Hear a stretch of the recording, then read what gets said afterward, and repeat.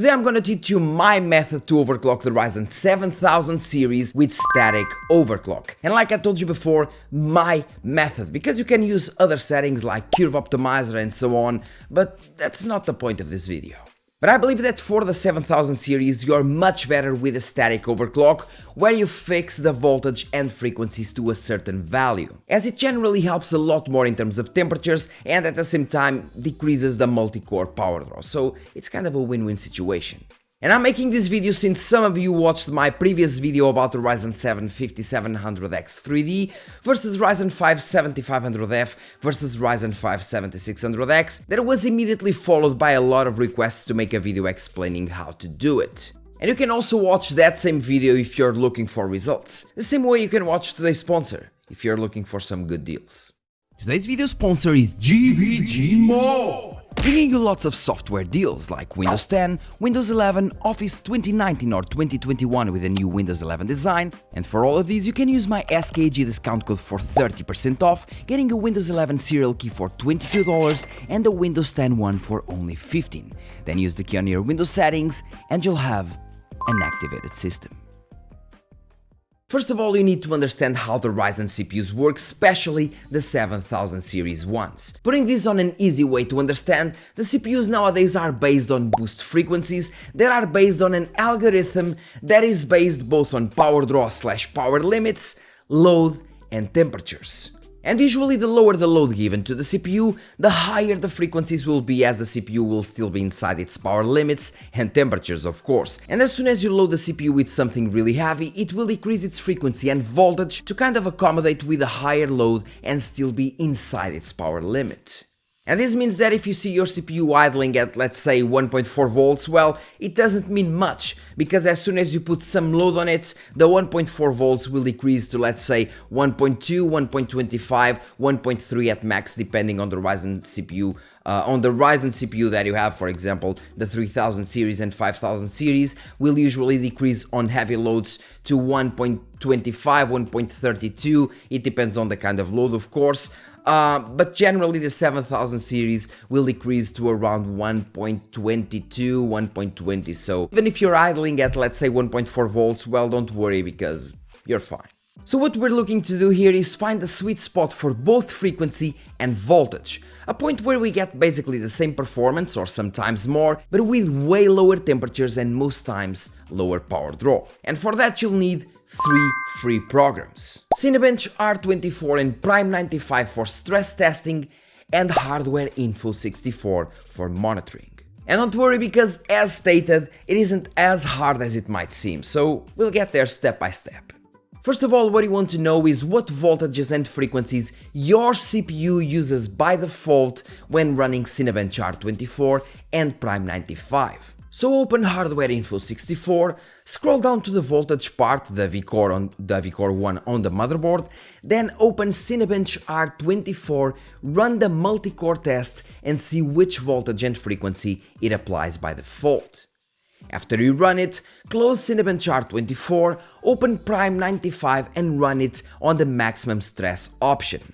Prime 95 is quite an extreme scenario, so here your CPU will run at higher power draw, higher temperatures, but usually lower frequency and lower voltages, because as explained before, the higher the load, the lower will be the voltage and the frequency.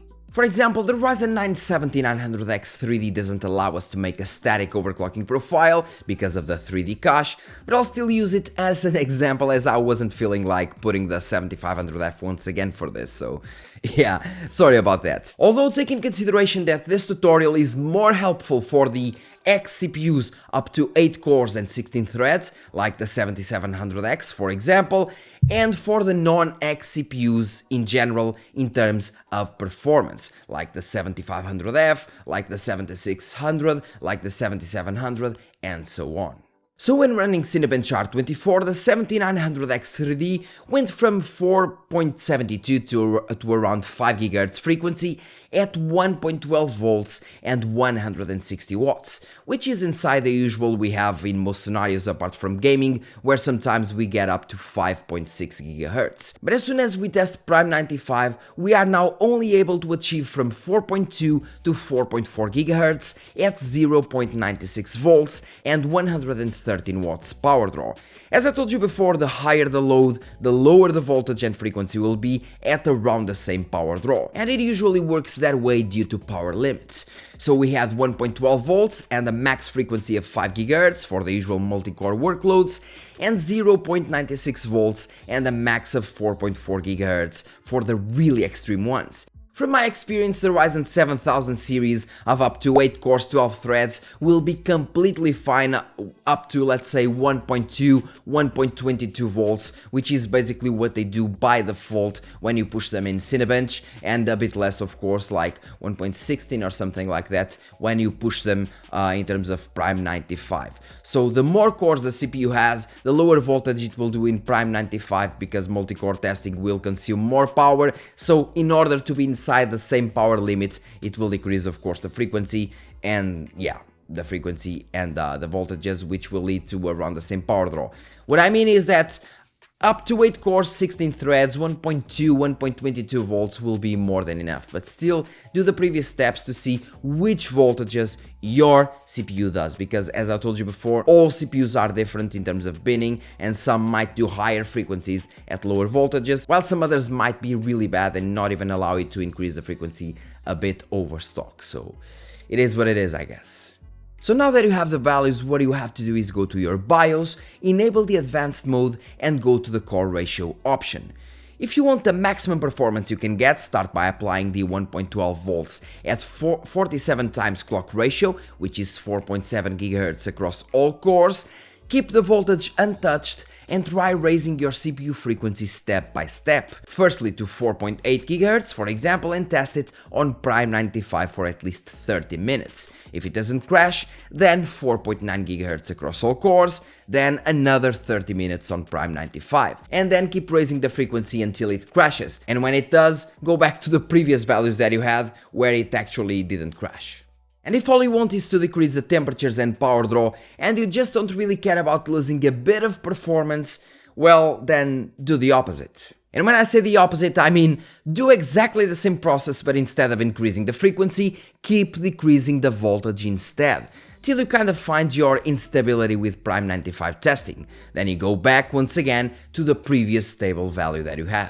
All CPUs are different. You can buy 10 equal CPUs like 107500F, 107600X, 107700X, or 100 or 1 million, and all of them will be slightly different in terms of binning. For example, I saw some people online that could do stable 5.5 GHz on their 7500F, others could do 5.4 GHz stable on the 7500F, and I myself could only do 5.3 GHz. But I ended up decreasing the frequency to 5.25 GHz. Why, you ask? And the reason is that it would allow me to decrease the voltage even further to around 1.17 volts, while with 5.3 GHz I would need to go over 1.2 volts. That led me to basically the same performance, but with way higher temperatures and higher power draw, which meant that the 5.25 GHz was kind of my CPU's wall, where I would need to increase the voltage much more for just a bit more frequency. So that's the wall. It's better for you to decrease the frequency and also decrease the voltage much more, as the overall performance will be basically the same. And take into consideration that these are the base steps, because as soon as you find out your CPU voltages, your CPU values, let's say that, you can tweak the frequency and voltages even further in order to kind of achieve that perfect spot for your own CPU, like I did with mine. And by the way, if you're worried about faster degradation or something like that, make sure to not go much over the voltage values that you see when running Cinebench R24. But once again, these are just my 2 cents. And remember that all CPUs will degrade over time. Everything that uses silicon will degrade over time. That's how it goes. But once again, if you don't want to make that degradation happen faster, I wouldn't advise you to go much over the voltage that you see for Cinebench R24 multi-core if you're doing static overclock, because if you're using curve optimizer and so on, that's a different story, as the CPU will adjust automatically the voltage and so on, as it does by stock, the voltage, frequency and so on, according to the power draw, but that's another story. I really hope I explained things the best way, the best way possible in order for you to understand. At least I tried to do it. So yeah, I hope you really understood it. If you didn't, and if you have any more doubts, just leave them in the comment section, and as usual, I'll answer as fast as I can.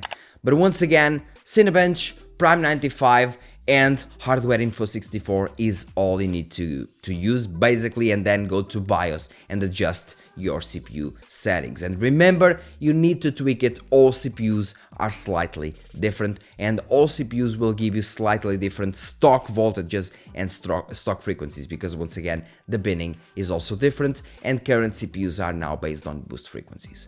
Once again, thank you very much for watching.